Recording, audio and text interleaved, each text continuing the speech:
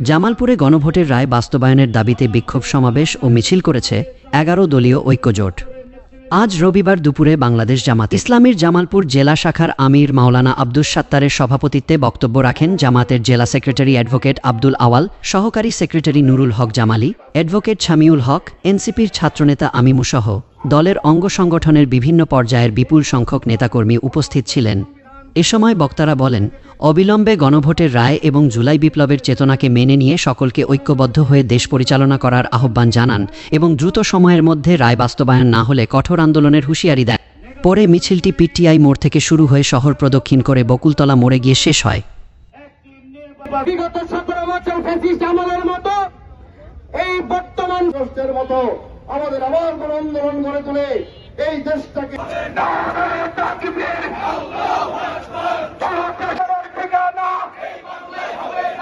এই বাংলায় হবে না।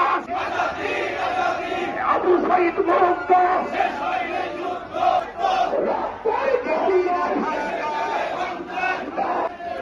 দিতে হবে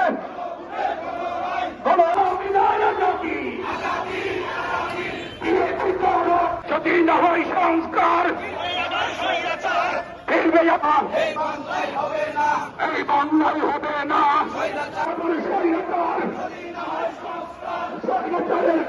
আপোষটা সংগ্রাম দিতে হবে। যারা স্বৈরাচারের পতনের জন্য রক্ত জড়িয়েছেন, বুকের তাজা রক্ত ঢেলে দিয়েছেন, তাদের প্রতি তাদের রক্তের প্রতি সম্মান দেখিয়ে অবিলম্বে এই জুলাই সনদকে বাস্তবায়ন করার জন্য উদ্যোগ গ্রহণ করার আবেদন জানাচ্ছি।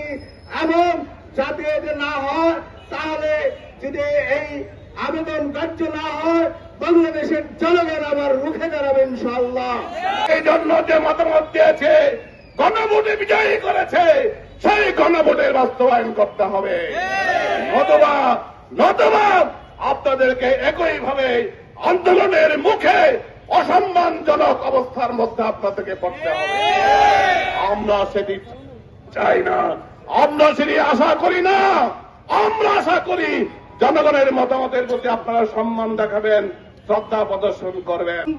আমরা সরকারকে উদাত্ত আহ্বান জানাতে চাই, অবিলম্বে গণভোটের রায়কে মেনে নিয়ে, জুলাইকে মেনে নিয়ে এই দেশ সকলকে সাথে নিয়ে দেশ পরিচালনা করুন।